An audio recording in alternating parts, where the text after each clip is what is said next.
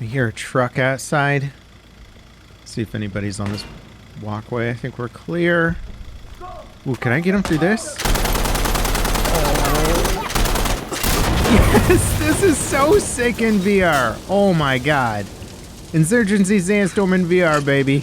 Man, Insurgency Sandstorm with VR is truly an insane and oddly super appropriate experience. I've loved this game for always being a highly accessible while remaining realistic as a military shooter, but those same qualities also make it fantastic for VR. Something that feels incredibly immersive and real, but also isn't difficult to get into and is relatively straightforward. It's pretty much perfect. And this is all running in VR thanks to an open source utility called UEVR. Let's check it out. So, open source developer PreyDog released their UEVR utility back in December of last year, and since then a massive community of gamers and modders has popped up to support it. As the name suggests, it's an Unreal Engine utility that lets you inject VR controls and headset support into Unreal Engine 4 or 5 games. There are of course a few limitations to this approach, but generally speaking the end result is that pretty much any compatible game can be turned into a VR experience with relative ease. Simply open up UEVR, launch your game, hit inject, and boom, that game is now a VR experience.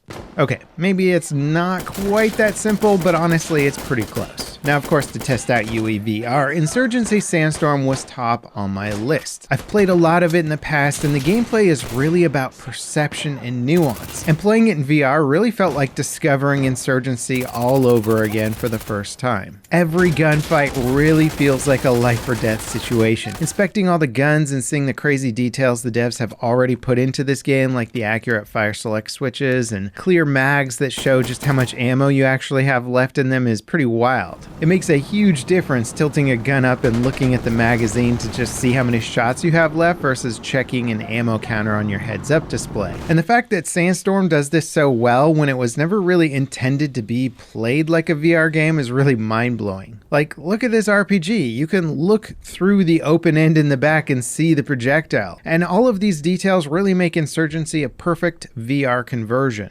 Now, when you're in VR games, they tend to look a lot more real than, say, what you're watching on YouTube. That's because the depth perception and rendering two different cameras for each eye is something that just creates that fully believable experience. But sadly, a lot of VR games also have their graphics massively reduced so that they can run at higher frame rates on headsets, which means that a lot of VR games when watching as a YouTube video kind of look like crap. But Sandstorm was already a pretty decent looking game. Despite its age, the visuals have held up in my opinion, which makes it one of the better looking VR games that I've ever played. Sandstorm's lighting in some spots, like on these distant mountains or in the makeshift medical station, looks so convincing in VR that I actually had to stop and spend a few seconds looking at it. And I can't help but feel that if Sandstorm's developers released an official VR version of this game, that it would be one of the best looking VR experiences on Steam right now. But really, the star of the show is just how all of it plays into the combat. Kicking a door down and clearing a room full of hostiles on your PC monitor is cool, but it feels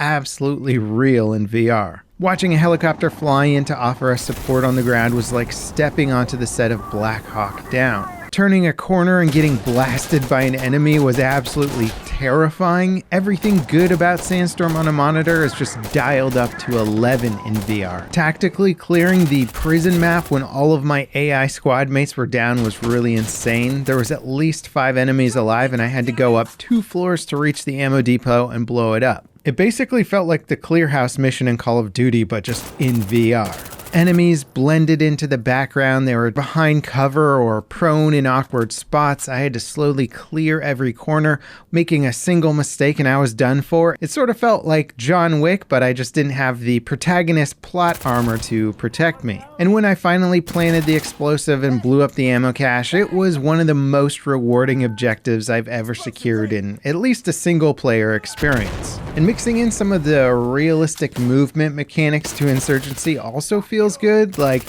do you hold your gun up and let your arm get tired but ensure that you're always on target? Do you hip fire and actually risk missing your target? It's much more challenging in VR, but it also comes across appropriately in Sandstorm. Fatigue and endurance is such a cool element to add to any sort of tactical shooter, especially when it's done in a realistic manner. A lot of games try and inject this, but sometimes it becomes annoying when it's a gameplay mechanic.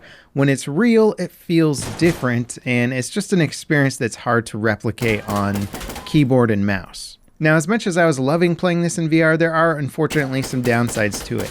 UEVR is incredibly powerful, but it requires a lot of in-depth configuration on a per-game basis. Thankfully, the community supporting it provides preset profiles for most games via the Flat to VR Discord server or the UEVR-profiles.com website. And once you have a profile set up, things won't necessarily be perfect. Sandstorm requires a D-pad when you play with a controller, and the Oculus controls don't have a D-pad. So while I did have most of the controls I needed to play, changing my fire mode and navigating menus required reaching out for my keyboard.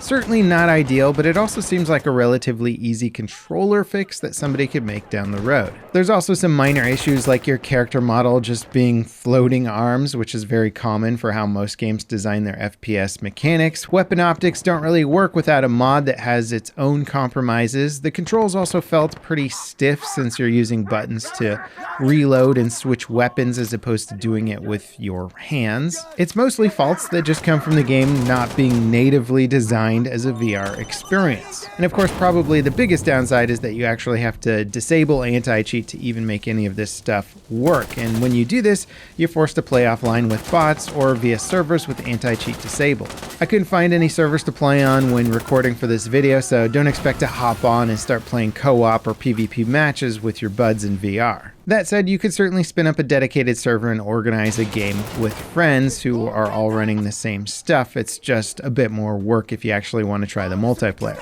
Who knows though, this is such a cool experience that maybe it'll get popular enough where some communities will start up regular play sessions for it in VR.